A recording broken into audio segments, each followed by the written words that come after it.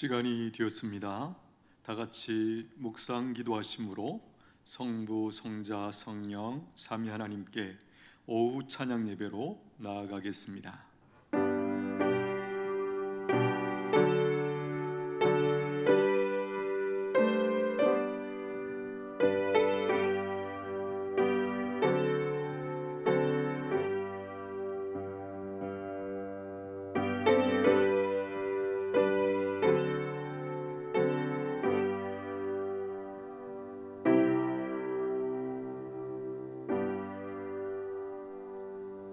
내가 평생토록 여호와께 노래하며 내가 살아있는 동안 내 하나님을 찬양하리로다. 아멘. 하나님 아버지, 이 시간도 저희들을 부르셔서 예배의 자리로 불러주시니 감사합니다. 하나님 앞에 서는 그 은혜를 허락하여 주시옵소서. 이 시간 믿음으로 예배드리는 주의 백성들에게 은혜를 부어주셔서 주님을 위한 더 아름답고 멋진 인생을 꿈꾸게 하여 주시옵소서. 예수님의 이름으로 기원하옵나이다. 아멘. 자, 같이 주기도문 하시겠습니다.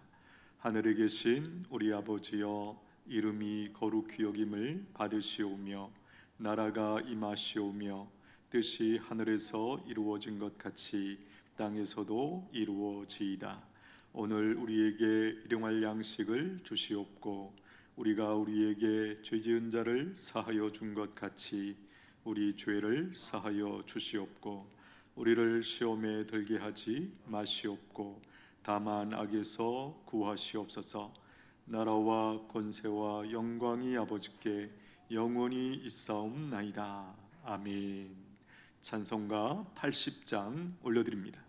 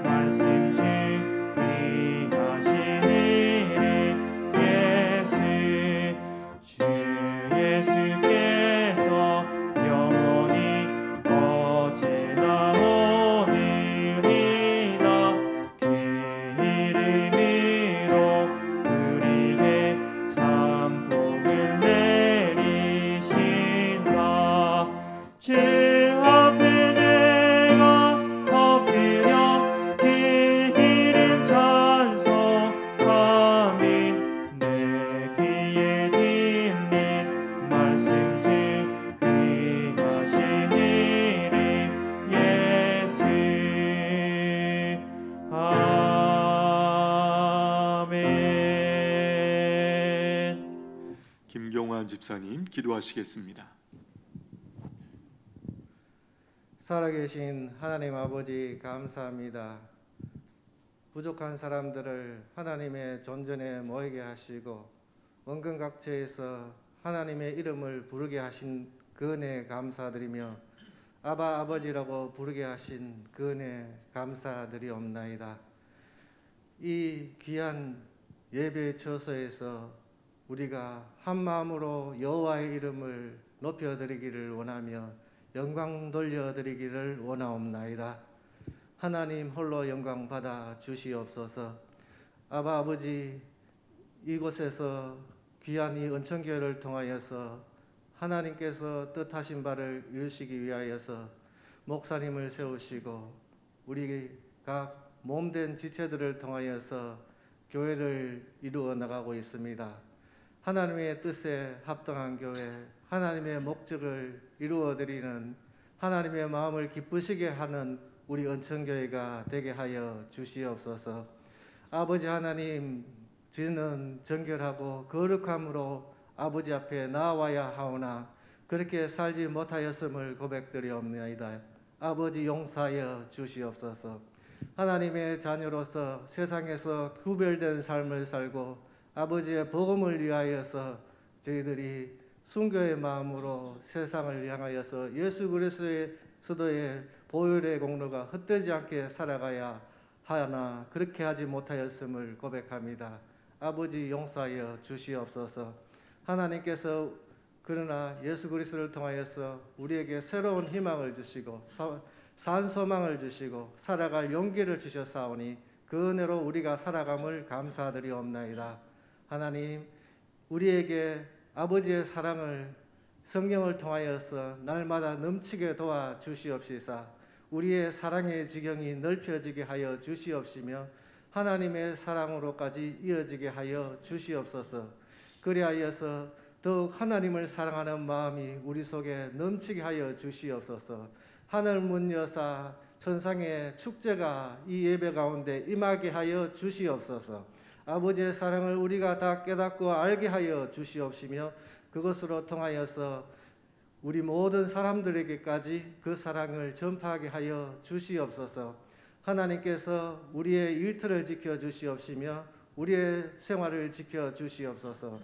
코로나로 인하여 물질의 고통을 받는 우리의 형제 자매들이 많습니다. 아버지 문을 열어 주시옵소서. 아버지 축복하여 주시옵소서. 하늘 문 여시사 하나님께서 채워 주시옵소서.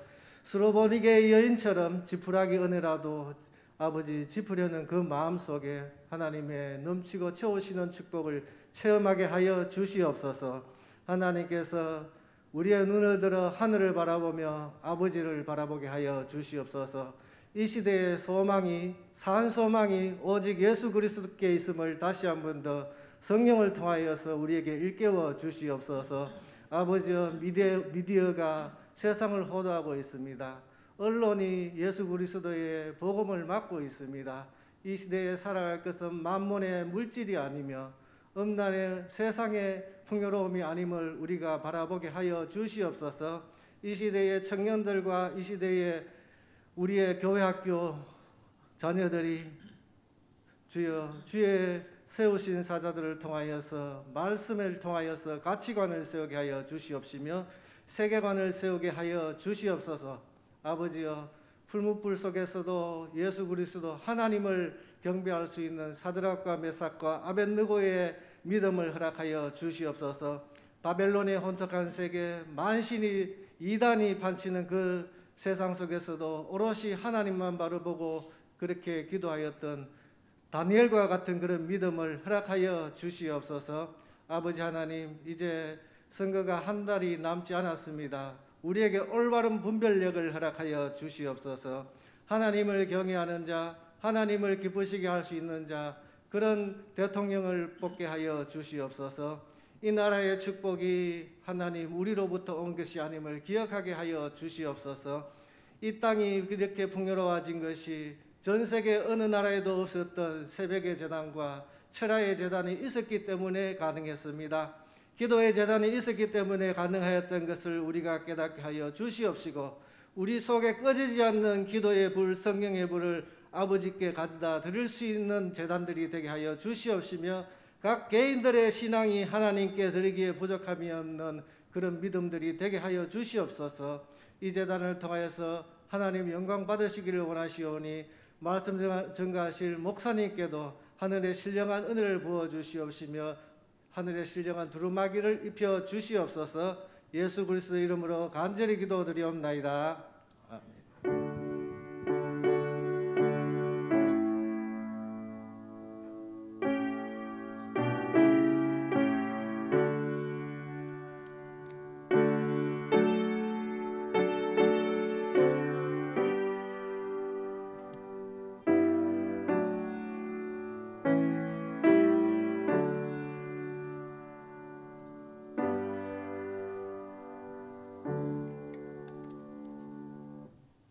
오늘 우리에게 주시는 하나님의 말씀 마태복음 1장 21절입니다. 마태복음 1장 21절에 있는 말씀, 마태복음 1장 21절에 있는 말씀, 우리 한 절 말씀입니다. 우리 한 목소리로 같이 읽겠습니다. 시작. 아들을 낳으리니 이름을 예수라 하라.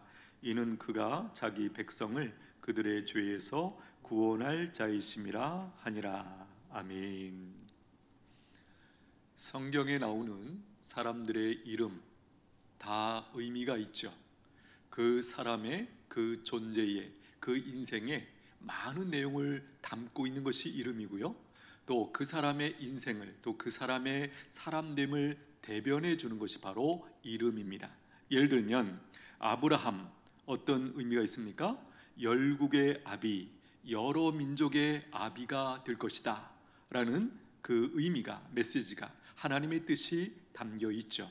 또 사라라는 이름, 열국의 어미, 여러 민족의 어미가 될 것이다 라고 하는 하나님의 메시지가 담겨 있습니다.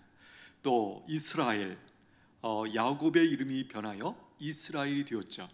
야곱이라는 이름, 발 뒤축을 잡다, 조금 부정적인 의미가 담겨 있는 이름이었죠. 그러다 이제 약복 강변에서 하나님을 경험하면서 그의 이름을 바꾸어 주십니다. 바로 이스라엘 이름으로 바꾸어 주십니다. 어떤 뜻입니까? 하나님과 겨루어 이겼다, 하나님과 겨루어 이긴 자다, 그런 의미가 있습니다. 사실 이 이름의 의미가 좀 이상하죠. 어떻게 사람이 하나님과 겨루어 이길 수 있다는 말입니까? 사실은 더 정확하게 보면 하나님이 저 주심으로 이김을 허락하신 그 사건이다, 우리가 이렇게 볼 수 있습니다. 성경에 보면 이제 성경 처음에 특별히 이스라엘 민족이 세워지는 초창기, 그러니까 아브라함을 부르시는 이 상황부터 초창기에 조금 이름을 하나님께서 새롭게 바꾸어 주시는 그 사건을 우리가 목도하게 됩니다. 말씀드렸던 아브라함의 원래 이름은 아브람이죠. 아브람인데 하나님께서 아브라함으로 바꿔주셨고, 사라의 이름도 원래는 사레였죠. 그러다가 사라로 바꿔주셨고, 또 야곱도 이스라엘로 바꿔주셨습니다. 그러니까 분명한 것은 하나님 때문에 이름이 바뀌고 그 이름과 더불어 그 사람의 삶의 방향, 그리고 인생의 내용이 바뀌었다라는 것을 우리에게 보도해 주고 있습니다. 말씀드린 것처럼 이제 이렇게 이스라엘 민족이 형성되는 초창기에는 이름이 바뀌는 사건이 보도되고 있지만, 이제 뒤로 갈수록 이름을 바꾸는 그런 상황은 거의 없습니다. 왜 그럴까? 제 개인적인 해석으로는 그렇습니다. 처음에는 하나님을 모르는 그 백성들이 이제 하나님을 섬기면서 이름이 바뀌어지는 그 은혜를 허락하셨다면, 이제 이 이스라엘 민족의 초창기 그 선조들이 믿음 안에 견고하게 서면서 그 후부터는 그 자손들의 이름이 그냥 그대로 지어진 대로 사용되는 것이 아니겠는가. 그러니까 그들의 이름 속에는 충분히 믿음의 어떤 의미를 담아서 이름을 지었고, 그래서 더 이상 이름이 바뀔 필요가 없는 것이 아니겠는가, 이렇게 해석을 해 봅니다. 여러분, 우리 문화권에서도요 이름에 상당한 의미를 부여하고 있죠. 예를 들면 제 이름이 김남철입니다. 이 남자는 남영남자이고 철자는 밝을 철입니다. 아마도 부모님께서 이 좀 밝게 살아라 뭐 그런 의미를 담았다고 생각이 되어집니다. 그러나 제가 이제 예수님을 믿고 나서 제 이름의 의미를 조금씩 다르게 해석하는 그 어떤 그 상황들이 있더라고요. 예를 들면 지금에 와서는 이 이름을 저는 이렇게 의미를 부여하고 있습니다. 이 남자가 남역 남자죠. 그리고 철자는 말씀드린 것처럼 밝을 철자인데 무엇에 밝은 것인가? 4절에 보면 사리에 밝다 그런 의미입니다. 사리가 무엇입니까? 사물의 이치죠. 저는 이 사물의 이치라는 말을 성경적으로 하나님의 말씀을 이렇게 제 개인적으로 의미를 부여해서 해석을 합니다. 그래서 이런 의미죠. 원래 저는 제 고향이 강원도입니다. 우리나라로만 말하면 북쪽에 있는 사람인데 현재는 제가 어디에 살고 있습니까? 이 대한민국에서 남쪽에 살고 있어요. 제가 제 이름의 의미를 부여하고 있는 거예요. 이 남쪽, 남녘남, 그 남쪽에서 하나님의 말씀을 밝히 아는 사람, 또 하나님의 말씀을 밝히 알려주는 사람으로 제 이름을 그렇게 의미를 부여하고 제가 그렇게 해석을 하고 있습니다. 여러분, 그렇습니다.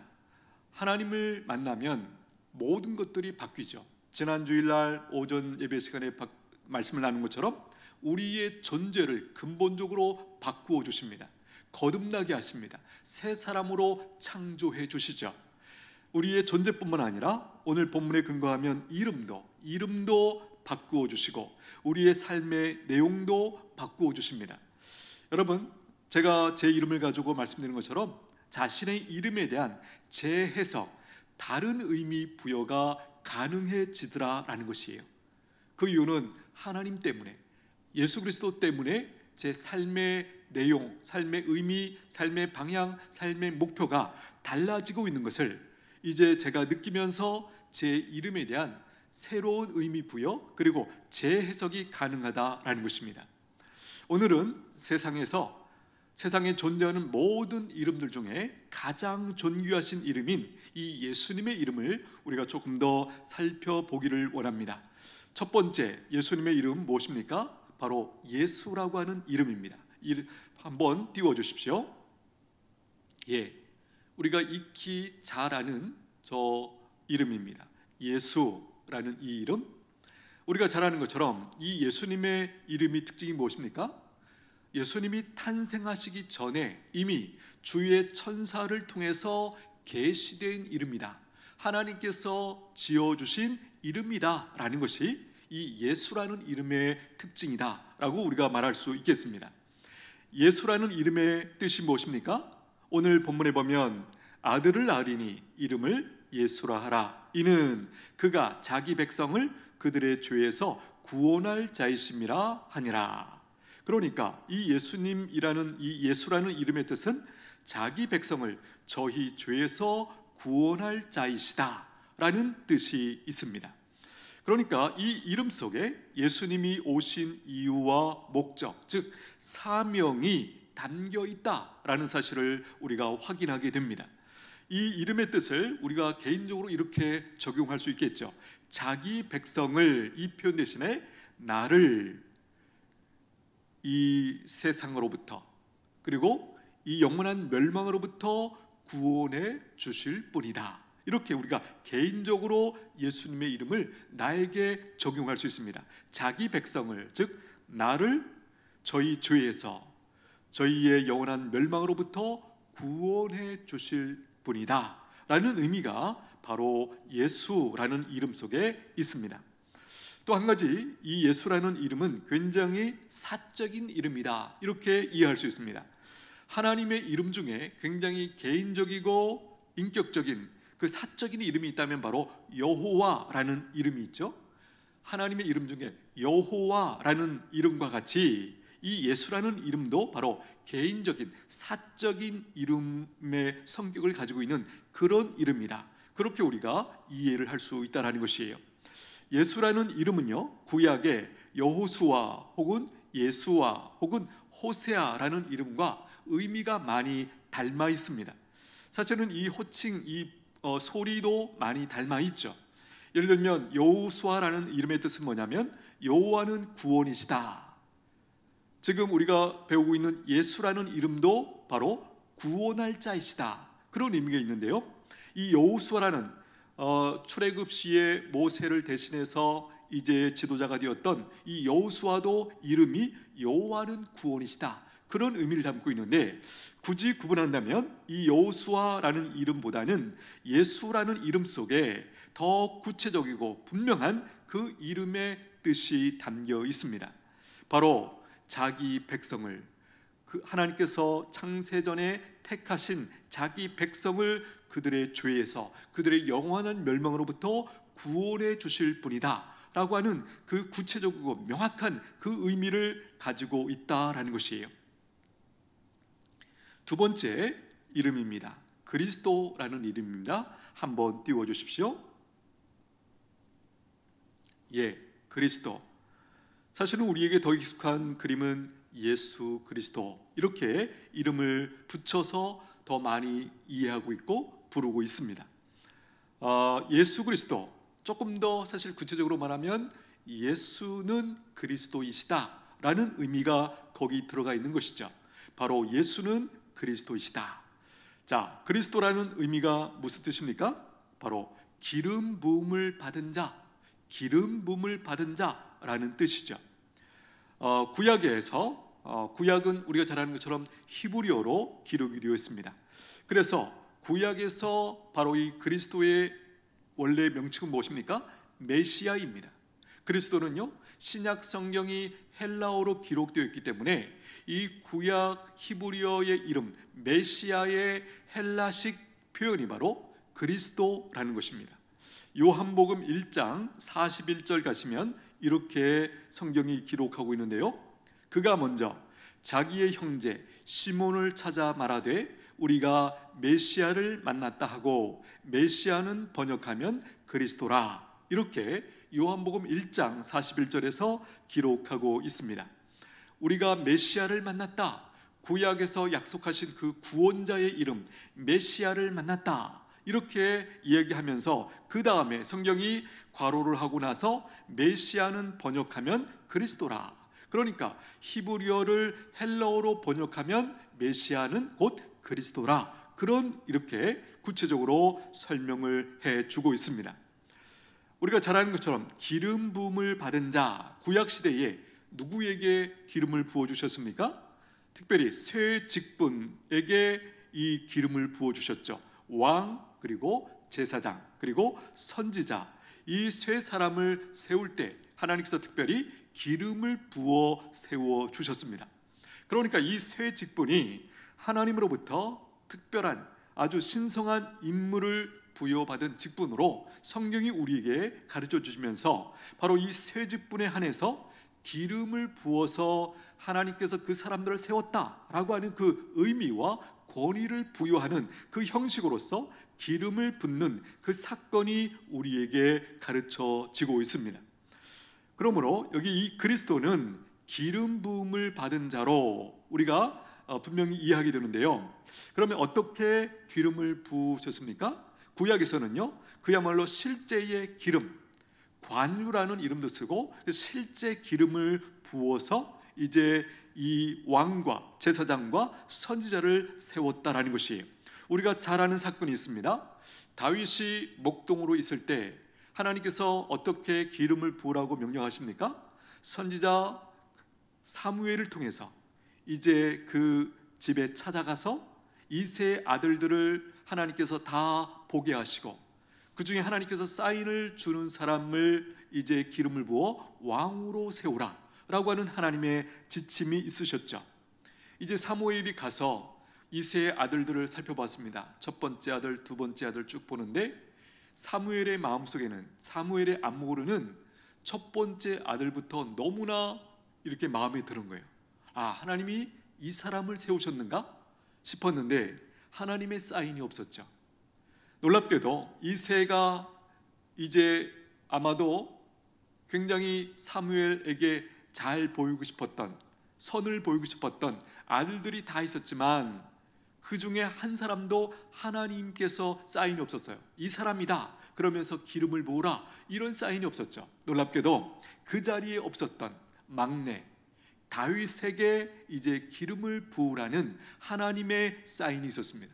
그래서 그 당시에 이제 들에서 양들을 치고 있었던 이 다윗을 급히 불러서 하나님께서 바로 이 사람이 내 마음에 합한 자라고 말씀하시면서 그 사람에게, 이 다윗에게 기름을 부으라. 그때 바로 이 기름을 부어 왕으로 세우는 그 사건을 우리가 알게 됩니다. 신약에 들어오면 이 기름 부음의 사건이 어떻게 연결됩니까? 실제로 기름을 부었다라기보다는 성령을 부어 주셔서 그 사람에게 직분과 동시에 사명을 부어주시는 그 사건으로 연결해서 신약 성경이 우리에게 보도해 주고 있습니다. 여러분, 바로 성령의 기름 부으심을 통해서 하나님께서 이제 특별한 사명을 주시는 모습으로 신약 성경은 이 사건을 우리에게 보도해 주고 있습니다. 특별히 이 이름, 예수와 같이 개인적인 이름이라기보다는 이 그리스도라는 이름은요, 사역의 의미, 사명의 의미가 더 강한 어떤 의미에서 공적인 이름이다, 이렇게 우리가 이해할 수 있다라는 것이에요. 특별히 사무엘상 10장 1절에 가보면 왕을 세우는 대목이 나오는데요, 이에 사무엘이 기름병을 가져다가 사울의 머리에 붓고 입맞추며 이르되 여호와께서 내게 기름을 부으사 그의 기업의 지도자로 삼지 아니하셨느냐.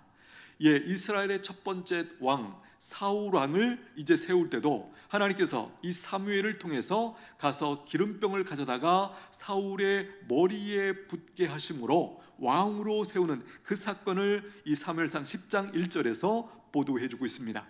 그 다음에 제사장을 세우는 장면을 출애굽기 29장 7절에 가면 확인할 수 있는데요, 관유를 가져다가 그의 머리에 부어 바르고, 이 내용은 앞에 내용을 보니까 바로 아론과 그의 아들들에게 기름을 부어서 제사장으로 세우는 그 사건을, 그 장면을 이렇게 묘사하고 있는 것이에요. 자, 여기 관유라는 것은 성별하는 기름, 또 다르게 말하면 거룩하게 구별하는 데 쓰는 기름, 이렇게 우리가 이해를 할 수 있습니다. 그러니까 아론과 그의 아들들을 이스라엘의 제사장으로 특별한 임무를 부여하면서 이렇게 기름을 부어서 세우셨다라는 것입니다. 그리고 선지자를 세우는 사건도 우리가 볼 수 있는데요, 열왕기상 19장 16절 너는 또 님시의 아들 예후에게 기름을 부어 이스라엘의 왕이 되게 하고 또 아벨 무홀라 사밧의 아들 엘리사에게 기름을 부어 너를 대신하여 선지자가 되게 하라. 여기 북이스라엘의 예후에게 기름을 부어서 왕이 되게 하고 또 엘리사에게 기름을 부어 너를 대신하여, 그러니까 엘리야를 대신하여 선지자가 되게 하라 라는 이 사건이 이렇게 보도가 되고 있습니다.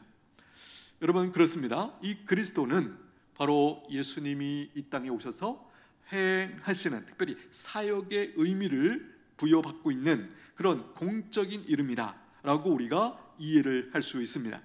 특별히 여기 그리스도라는 말, 구약에서는 메시아라는 의미였고 또 신약에서는 그리스도, 우리말로는 바로 구원자라고 하는 의미가 있습니다. 여기서 우리가 중요하게 한번 돌아볼 것이 있는데요, 여러분, 성도들도 우리가 예수님을 믿을 때 우리에게 성령을 부어주셨습니다. 그렇죠? 물론 이것을 구약에서 우리가 앞에서 살펴봤던 것처럼 왕이나 제사장이나 선지자라는 특별한 의미를 부어주신 그런 성령의 기름 부음은 아닙니다. 구원받았기 때문에 하나님의 백성됨의 그 분명한 증거로서 이제 우리 안에 성령님을 보내주셨죠. 사실은 이 성령님을 우리 가운데 보내주셔서 내주하게 하셨다라는 이 의미를 오늘 앞에서 살폈던 왕이나 제사장이나 선지자의 그 사명을 감당하도록 우리도 부르셨다, 이렇게 정확하게 말할 수 없지만 그 의미를 우리의 것으로 얼마든지 믿음 가운데서 취할 수 있다라는 것만큼은 분명합니다. 성도들도 이 땅에서 그야말로 예수님과 같은 역할을 하면서 살도록 부름받은 존재들이죠. 그래서 우리 성도들의 별명이 무엇입니까? 작은 그리스도, 작은 예수다, 이런 의미를 부여하는 것입니다. 우리가 이 말씀의 근거를 가지고 살필 수 있는 것은 베드로전서 2장 9절 이하의 말씀입니다. 그러나 너희는 택하신 족속이요 왕 같은 제사장들이요 거룩한 나라요 그의 소유가 된 백성이니 이는 너희를 어두운 데서 불러내어 그의 기이한 빛에 들어가게 하신 이의 아름다운 덕을 선포하게 하려 하심이라. 너희가 전에는 백성이 아니더니 이제는 하나님의 백성이요 전에는 긍휼을 얻지 못하였더니 이제는 긍휼을 얻은 자니라. 이 말씀에 근거하면 우리의 됨, 우리의 우리됨, 즉 성령을 보내주셔서 우리 안에 성령의 내주, 즉 성령님과 동행하면서 성령님의 인도하심을 따라 살아가면서 우리의 삶 가운데 하나님께서 기대하시는 내용이 뭐라고요? 바로 예수님처럼 예수님의 이 세 직분, 왕, 제사장, 선지자의 직분이 있으셨던 것처럼 오늘 우리도 성령의 기름 부음을 받은 우리도 바로 이와 같이 왕으로서 또 제사장으로서 선지자로서의 삶을 하나님께서 기대하고 계신다라는 사실을 확인하게 됩니다. 그렇다면 우리가 성도로서 왕으로 산다라는 의미는 뭘까요? 왕이 가지고 있는 그 근본적인 개념 중에 하나는 책임의 의미가 있고요, 또 도와주는, 보호하는 의미가 있습니다. 바로 하나님의 백성들의 중요한 삶의 의미가 무엇입니까? 하나님을 모르는 사람들을 도와주는 것이죠. 그들을 보호해 주는 것이죠. 진리를 가지고 진리를 전해줌으로, 예수님을 전해줌으로 그들을 어떤 의미에서 악으로부터, 악한 영으로부터 돌보아주고 보호해주는 그런 의미로 우리가 연결해 볼 수 있습니다. 또 한 가지 제사장의 의미죠. 바로 하나님께 사람들을 연결해 주는 그 중간자의 역할을 하는 것이 바로 이 제사장의 의미입니다. 오늘 오전 예배 시간에 우리가 태신자 작정을 했습니다. 그 태신자 작정의 의미가 뭘까요? 바로 이것이죠. 제사장의 역할을 해주는 것입니다. 하나님을 모르는 사람들에게 복음을 전해주고 예수 그리스도를 전해줌으로 그들을 하나님께로 연결해주는 이 역할을 하도록 부름받은 사람들, 바로 하나님께 성령을 받은 구원받은 백성들이다라는 것이에요. 또 한 가지 선지자의 의미가 무엇입니까? 하나님의 말씀을 전하는 사람들이죠.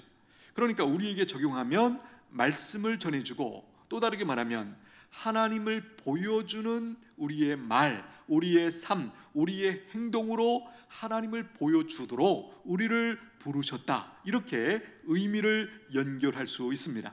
방금 소개했던 베드로전서 2장 9절 10절에 이 내용들이 담겨 있습니다. 다시 한번 들어보십시오. 그러나 너희는 택하신 족속이요 왕 같은 제사장들이요 거룩한 나라요 그의 소유가 된 백성이니 이는 너희를 어두운 데서 불러내어 그의 기이한 빛에 들어가게 하신 이의 아름다운 덕을 선포하게 하려 하심이라. 바로 이 표현이죠. 이의 아름다운 덕을 선포하게 하려 하심이라. 우리를 어둠에서 불러내어서 기이한 빛에, 하나님 나라의 빛에 들어가게 하신 다음에 우리로 하여금 바로 하나님의 아름다운 덕을 선포하게 하려 하심이라. 여기 하나님의 아름다운 덕, 제가 방금 이렇게 얘기했습니다. 하나님의 어떠하심을 보여주는 그런 우리의 삶, 우리의 인생, 우리의 행동, 우리의 말을 통해서 하나님을 보여주도록 구원받은 백성들을 부르셨고, 바로 우리 안에 성령님을 보내주셨다라는 거예요. 이것은 아주 깊이 우리가 묵상하고 깊이 돌아봐야 할 문제라는 것이에요. 바로 우리 안에 보내주신 성령님으로 말미암아 바로 하나님의 어떠하심을 세상 사람들에게, 어둠 속에 살고 있는 그 사람들에게 보여주고 선포해주는 사람으로 우리를 불러주셨다라는 것입니다. 바라기는 우리 모두가 우리 안에 성령님을 보내주셨다, 성령님으로 기름을 부어주셨다라는 이 의미가 바로 이 왕 같은 삶을 살도록, 그리고 제사장 같은 삶을 살도록, 그리고 선지자 같은 삶을 살도록 우리를 부르셨다, 이렇게 연결할 수 있다라는 것이에요. 세 번째는 주라는 이름입니다. 한번 띄워주십시오. 주. 이 이름은요, 특별히 어떤 맥락에서 주로 성경에서 우리에게 가르쳐주고 있느냐면 예수님에 대한 어떤 존경의 의미로 사용할 때 이 주라는 명칭이 특별히 사용되고 있습니다. 예를 들면 마태복음 8장 2절에 보니까 한 나병 환자가 나와 절하며 이르되 주여 원하시면 저를 깨끗하게 하실 수 있나이다 하거늘. 여기 주여 원하시면, 이 주라는 표현, 여러분 생각해 보십시오. 나병 환자가 그 어디에서도 환영받을 수 없는, 가족들로부터도 격리되고 이 사회 공동체로부터도 격리가 되어서 이렇게 완전히 따로 홀로 살아갈 수밖에 없는 이 사람이 예수님 앞에 나오면서 어떤 마음으로 나왔을까? 여러분, 그 간절한 마음, 그리고 앞에 계신 예수님을 향하여 그가 표현할 수 있는 그 존경의 마음을 온전히 담아서 이제 주님을 부르면서 이 병에 대해서 요청을 하고 있습니다. 주여 원하시면 저를 깨끗하게 하실 수 있나이다. 이렇게 말씀을 하고 있는 것이죠. 또 이 주라는 이름은 교회와 성도들의 주인이시다, 그리고 세상의 모든 통치자가 되신다, 주인이시다 라는 의미를 담아서 우리에게 또한 이 맥락적으로 주라는 이름이 쓰이고 있다는 것을 가르쳐주고 있습니다. 예를 들면 마태복음 21장 3절, 만일 누가 무슨 말을 하거든 주가 쓰시겠다 하라, 그리하면 즉시 보내리라 하시니. 이 말씀은 어떤 맥락입니까? 바로 예수님께서 예루살렘으로 올라오실 때 어린 나귀 새끼를 타고 올라오시는데, 바로 그 과정에서 예수님께서 제자들을 시켜서 베다니 건너편으로 가서 이 나귀 새끼를 끌어와라 라고 이렇게 말씀을 하셨을 때, 혹시 주인이 왜 끌어가냐고 물을 때 너희가 이렇게 대답을 해라 라고 가르치실 때 나오는 대목이 이 말씀이죠. 누가 무슨 말을 하거든 주가 쓰시겠다 하라, 그리하면 즉시 보내리라. 여러분, 이 부분 놀랍지 않습니까? 주가 쓰시겠다 하라. 여러분, 전혀 모르는 그 사람에게 이 나귀를 키우고 있는 그에게 가서, 그 주인이 옆에 있는데 낯선 사람이 가서 그 나귀 새끼를 끌고 온다면 당연히 주인의 반응이 무엇입니까? 무슨 일이냐? 혹은 우리 문화권에서 말하면 뭐 도둑이야, 뭐 이런 식으로도 우리가 반응할 수 있는 그런 상황 아니겠습니까? 그런데 그때 예수님께서 제자들에게 너는 그런 질문을 하거든 이렇게 대답해라. 주가 쓰시겠다 하라. 여러분, 이 단순한 말로써 그 귀한 나귀 새끼를 끌고 올 수 있도록 그 주인이 허락했다라는 거예요. 전제가 뭘까요? 바로 주가라는 이 표현 속에서 그 주인이, 나귀 새끼의 주인이 충분히 알아들은 것이죠. 그리고 반응하고 있다라는 거예요. 바로 세상의 주인이신 그분이 이 나귀 새끼를 쓰시고자 한다라는 그 설명이 더 들어가 있지 않지만 그 주인이 그것을 알아듣고 기꺼이 허락을 하고 있는 그런 장면으로 이해할 수 있습니다. 또 사도행전 2장에도 대목을 우리가 주목해 볼 필요가 있는데요, 특별히 예수님께서 부활 승천하셔서 하나님과 같이 높아지신 그 그리스도의 신분을 표현할 때 이 주라는 표현을 쓰고 있다는 거예요. 사도행전 2장 36절에 보니까 그런즉 이스라엘 온 집은 확실히 알지니 너희가 십자가에 못 박은 이 예수를 하나님이 주와 그리스도가 되게 하셨느니라 하니라. 여기 하나님이 주가 되게 하셨다. 빌립보서 2장 11절에 가니까 모든 입으로 예수 그리스도를 주라 시인하여 하나님 아버지께 영광을 돌리게 하셨느니라. 여기 모든 입으로라는 것은 모든 세상에 존재하는 사람들로, 조금 더 의미를 더 부여하면 온 세상의 주인이심을 고백하도록, 그렇게 고백하는 것 자체가 바로 하나님께 영광을 돌리는 것이죠. 여기 보니까 모든 입으로 예수 그리스도를 주라 시인하여, 모든 입으로 예수 그리스도를 향해서 주님, 주님, 이 주여라고 시인한다라는 거예요. 사실은 이것이 원래 인간의 상태고 모습이죠. 그러나 타락한 이후에 이 모든 것들을 잃어버렸던 존재였는데, 이제 복음을 듣고 이제 복음이 증거되면서 복음 안으로 들어오는 모든 백성들이 결국은 이 예수님을 향하여 주라는 고백을 하게 된다는 거예요. 바로 그렇게 모든 사람들이 모든 입으로 예수님을 주라고 시인함으로 결과적으로 그것이 하나님께 어떤 의미가 있는가? 하나님 아버지께 영광을 돌리게 하셨다라는 거예요. 그러니까 우리가 누군가를 전도해서 그분이 돌아와서 예수님을 가리켜서 주님 이렇게 고백하는 사건은 그게 무슨 의미가 있다고요? 바로 하나님께 영광을 돌리는 사건이다라는 거예요. 여러분, 나 혼자 주님 이 고백이 아니라 내 자녀들이 혹은 내가 전도한 사람이 돌아와서 예수님을 향해서 주님이라고 고백할 때 하나님께서 그것을 기쁘게 받으신다, 기쁘게 여기신다, 영광으로 받으신다, 그 말씀이 여기 분명하게 선포가 되고 있습니다. 특별히 우리가 이 주라는 이 말씀을 어디서 명확하게 배웠냐면 사도행전 16장 31절, 우리가 잘 아는 말씀이죠. 주 예수를 믿으라, 그리하면 너와 내 집이 구원을 받으리라. 이 말씀은 우리가 아는 것처럼 어디서 선포된 말씀입니까? 빌립보라고 하는 도시에서 이제 복음을 전하다가 이제 모함을 받아서 바울이 그 감옥에 갇혔죠. 그때 거기서 이제 하나님 앞에 영광을 돌리는 중에 이제 그 감옥의 간수가 하나님을 믿는 사건이 벌어지지 않습니까? 바로 빌립보 감옥이 흔들리면서 문이 다 열렸습니다. 이제 간수가 달려와서 확인했을 때 문만 열린 것을 확인하고 이 죄수들이 다 도망간 줄 알고 자결하려고 했습니다. 그때 바울이 그 사실을 민첩하게 간파하고 사실을 알려줬죠. 아무도 도망가지 않았다. 그러면서 어떤 의미에서 이 간수가 자기 목숨이 살았구나 라는 그 사건을 자기가 확인한 거죠.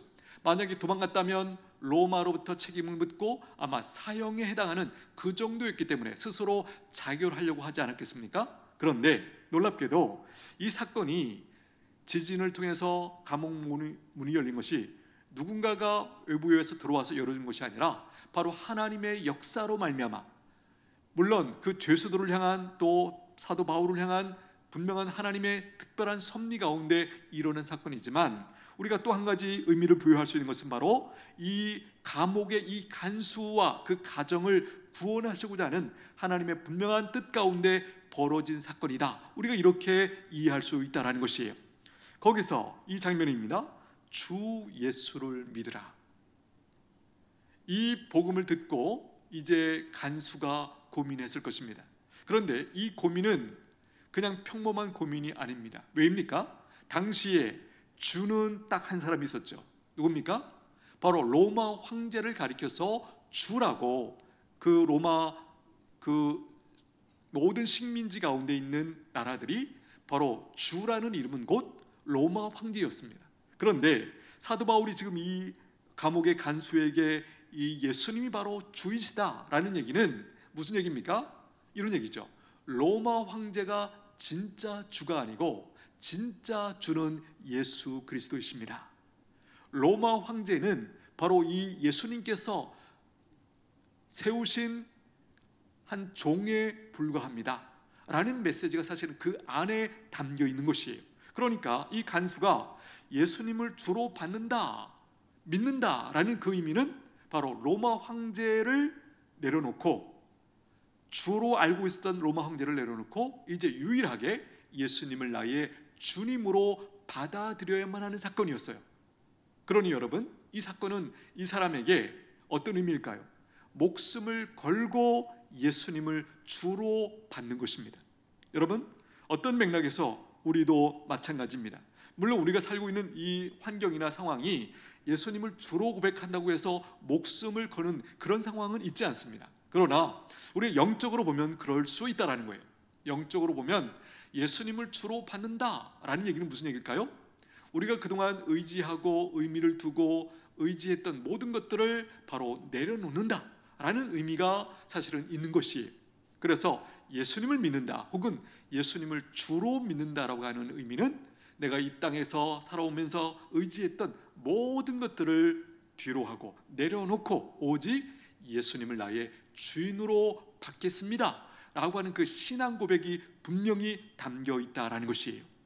여러분, 우리 한번 돌아보기를 원합니다. 우리가 예수님을 주님이라고 부릅니다. 그렇죠? 그때 그 의미가 어떤 의미인지를 알고 그렇게 부르고 계십니까? 아니면 교회에 와서 사람들이 그 예수님을 가리켜서 주님이라고 부르니까 그냥 따라서 하는 것일까? 우리가 한번 돌아보기를 바랍니다. 여러분, 주라고 우리가 고백할 때 예수님께서 그렇게 그것을 우리의 그 고백을 받으시는데, 저는 그 받으실 때의 그 의미를 예수님은 좀 다르게 여기실 수 있다고 생각해요. 우리가 충분히 그 주라는 의미를 알고 고백할 때 예수님이 충분히 받으시고 기뻐하시겠죠. 그런데 만약에 이 주라는 의미를 우리가 잘 모르는 채 그냥 어떤 의미에서 표면적으로 하는 고백이라면 그것은 예수님께 조금 다르게 저는 들려줄 수 있다는 생각이 듭니다. 우리가 흔히 연인들 사이에도 고백을 할 때 정말 마음을 담아 하는 그 사랑의 고백이 있는가 하면 또 조금은 이렇게 피상적으로 영혼이 없는 그런 고백으로도 들릴 때가 있다는 것이죠. 그렇게 사람은 그 고백에 대해서, 호칭에 대해서 조금 다른 의미로 우리가 얼마든지 느낄 수 있다면, 우리 예수님께서 우리가 주님이라고 고백할 때 우리가 성경에서 말하는 그 주라는 의미를 충분히 이제 의미를 담고 알고 그 중심을 가지고 우리가 주님을 부르고 있는가라고 하는 이 부분은 우리가 한번 이 상황 앞에서 잘 점검해야 할 필요가 있다라는 것이에요. 자, 또 한 가지 이름은 뭐냐면 인자라고 하는 이름입니다. 한번 띄워주십시오. 인자, The Son of Man. 영어 성경에서는 이렇게 표현하고 있는데요, 이 인자라고 하는 이 칭호, 예수님께서 자기 칭호로 자주 사용하셨던 이름입니다. 여러분, 이 이름을 한번 잘 생각해 보십시오. 이상하지 않습니까? 자, 예수님께서 자기 칭호로 인자가 이렇게 얘기합니다. 사람이 사람의 아들이라고 말하면 조금 이상하죠. 왜? 너무나 당연한 일이기 때문에. 사람의 아들이, 당연히 우리는 상식적으로 모든 사람은 사람의 아들입니다. 그러나 예수님께서 자신을 가리켜서 사람의 아들이다 라고 부르셨을 때는 의미가 확연하게 다른 것이죠. 어떤 의미가 있는 것일까요? 그것은 예수님이 하나님의 아들이신데 사람의 아들이라고 하는 그런 의미가 담겨 있는 것이죠. 아닌데 기로 말씀하신다라는 것이에요. 하나님의 아들이신데 특별히 하나님의 아들이시라는 이 신분과 구별해서 동시에 사람의 아들이다 라고 하는 의미를 담아서 지금 이렇게 표현하고 있는 것이죠. 여러분, 사람의 아들이라는 의미가 왜 중요합니까? 바로 이 의미 속에는 하나님 뭐냐면 예수님 당신이 온전한 인간이시다 라는 의미를 사실은 여기다가 부여하고 계신 거예요. 예수님이 온전하신 인간이신 것이 왜 중요합니까? 바로 우리를 위하여 속죄 제물이 되시기 위해서입니다. 인간을 대신해서 우리의 죄를 지으실 수 있는 그 유일한 조건 중에 하나가 무엇입니까? 사람이어야 된다는 것과 죄가 없으신 분이어야 된다. 이 중요한 두 가지 조건이 있습니다. 죄가 없을 수 있는 근거는 바로 예수님께서 하나님의 아들이시기 때문이고, 또 사람을 대신할 수 있는 것은 그분이 바로 온전한 사람이시기 때문입니다. 이런 맥락에서 이 인자라고 하는 이 이름이, 호칭이 중요하다라는 것입니다. 말씀드린 것처럼 자신의 고난과 죽음을 이제 가르쳐 주실 때 그런 맥락 속에서도 이 인자라고 하는 이 자기 호칭을 사용하셨습니다. 제가 방금 이렇게 말씀드렸습니다. 사람의 속죄의 제물이 되기 위하여 그분이 고난을 당하셨고 십자가의 죽음을 당하신 그 사건을 바로 이렇게 담아내고 있는 것입니다. 또 한 가지 말씀드린 것처럼 인자는 예수 그리스도의 인격을 가장 명확하게 드러내시는 그런 호칭이십니다. 또한 그가 우리 죄인들과 같은 종류의 사람이 아니라 오히려 하나님의 영광 중에 거하는 그 신격적인 존재임을 강조하는, 하나님의 아들이심을 강조하는 그런 의미가 여기 담겨 있다라는 것이에요. 또 한 가지, 이 인자라는 이 호칭이 쓰이는 맥락은 뭐냐면 재림주로서 심판하실 분의 위엄을 강조하는 그런 맥락에서 이 인자라는 단어를 쓰고 계십니다. 예를 들면 다니엘 7장 13절 이하에 보니까 내가 또 밤 환상 중에 보니 인자 같은 이가 하늘 구름을 타고 와서 옛적부터 항상 계신 이에게 나아가 그 앞에 인도되매 그에게 권세와 영광과 나라를 주고 모든 백성과 나라들과 다른 언어를 말하는 모든 자들이 그를 섬기게 하였으니 그의 권세는 소멸되지 아니하는 영원한 권세요 그의 나라는 멸망하지 아니할 것이니라.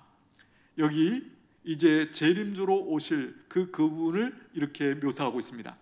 또 마태복음 16장 27절에 보니까 인자가 아버지의 영광으로 그 천사들과 함께 오리니 그때에 각 사람이 행한 대로 갚으리라. 바로 심판주로 오실 예수님의 그 자기 호칭이 바로 이것입니다. 인자가 아버지의 영광으로 그 천사들과 함께 오리니 그때에 각 사람이 행한 대로 갚으시리라. 여러분, 그렇습니다. 예수님이 가지고 있는 예수님의 이름들, 우리가 앞에서 살핀 것처럼 예수, 그리스도, 그 다음에 주, 그리고 오늘 마지막으로 배운 이 인자라고 하는 이 표현 속에 예수님이 오신 이유와 목적, 그분의 사명, 그분의 그 가지고 있는 모든 존재됨을 우리에게 이 이름을 통하여 증거해주고 있다는 것이에요. 바라기는 오늘 함께 이 이름들을 살피면서 우리가 예수님의 이름을 부를 때마다 그 의미가 무엇인지를 충분히 아시고 음미하면서 우리가 고백할 수 있게 되기를 축복합니다. 여러분, 이 부분은 매우 중요합니다.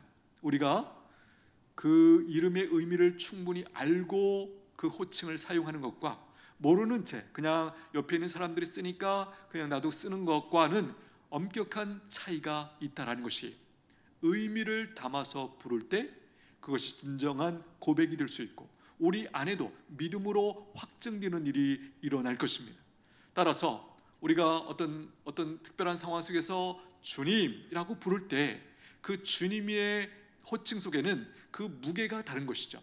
무엇보다도 내가 그 의미를 알고 부를 때 내 안에 믿음이 새로워지고 믿음을 충분히 담아서 하는 그 고백이기에 그 고백이 정말 주님께서 바로 응답하시고 인도하신다는 그 확신으로 우리 가운데 적용될 수 있다는 것이에요. 바라기는 예수님의 이름들을 잘 아시고 그 부르실 때마다 그 은혜의 가운데 참여하시는 우리 모두가 되기를 축복합니다. 기도하겠습니다. 하나님 아버지, 감사합니다. 이 세상에 가장 존귀하신 이름 예수님의 이름을 오늘 함께 나누었습니다. 우리가 익숙한 이름들이지만 그 의미를 우리가 충분히 되새기면서 우리의 중심에 그 믿음을 담아 고백하는 이 이름들이 될 수 있기를 원합니다. 이 이름을 부를 때마다 나를 향하신 하나님의 크신 사랑을 깨닫고 은총으로 누리는 은천의 모든 가족들 되게 하여 주시옵소서. 예수님의 이름으로 기도하옵나이다. 아멘. 찬송가 91장 올려드립니다.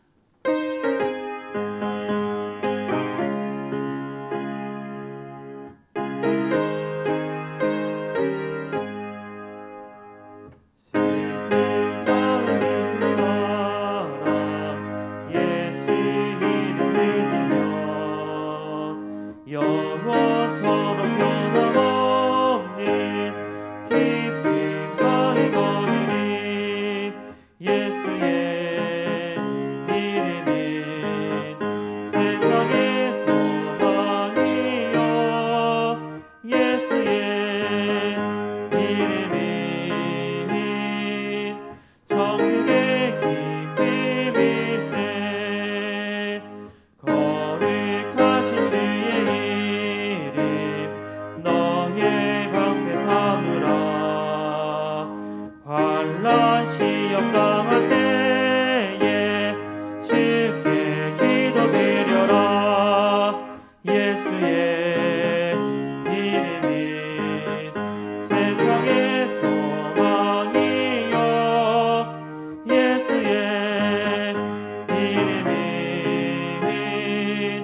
정육의 비밀세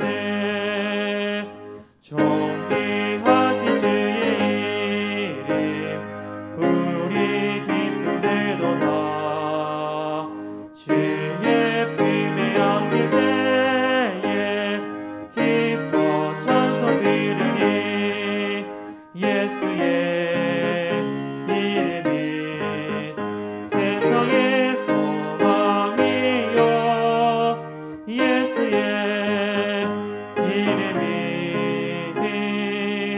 정육의 기쁨일세 우리 갈 길 나가기 위해 보좌 앞에 나아가 왕의 왕께 경배하며 멸류관을 드리니 예수의 이름이 세상의 소망이요 예수의 이름이 정육의 기쁨일세. 드려진 예물을 위해 기도하겠습니다. 하나님 감사합니다. 이 시간에도 주님 앞에 나오며 귀한 예물로 주님 앞에 올려드리는 손길들이 있습니다. 저들의 중심을 받아 주시옵소서. 저들의 중심이 주님 앞에 이렇게 예물을 드릴 때마다 믿음이 새로워지게 도와주시고 하나님이 나를 도우신다라는 그 분명한 믿음 가운데 확신 가운데 나아갈 수 있도록 은총을 베풀어 주옵소서. 시온의 대로가 열리기를 원합니다. 주님의 돕는 손길을 더 분명하게 더 자주 우리의 삶 가운데서 경험할 수 있도록 은총을 베풀어 주옵소서. 이 물질이 쓰여지는 곳마다 주님의 뜻이 이루어지기를 원합니다. 주님의 나라가 확장되기를 원합니다. 사용해 주시고 축복하여 주시옵소서. 예수님의 이름으로 기도하옵나이다. 아멘. 지금은 우리를 끝까지 사랑하시는 예수 그리스도의 은혜와 성부 하나님의 크신 사랑과 성령 하나님의 교통하심이 오늘 예수님의 이름을 잘 이해하고 그 이름을 믿음으로 부르며 그 은총 가운데 나아가기를 소원하는 모든 은총의 가족들 머리 위에 이제로부터 영원토록 함께 있을지어다. 아멘.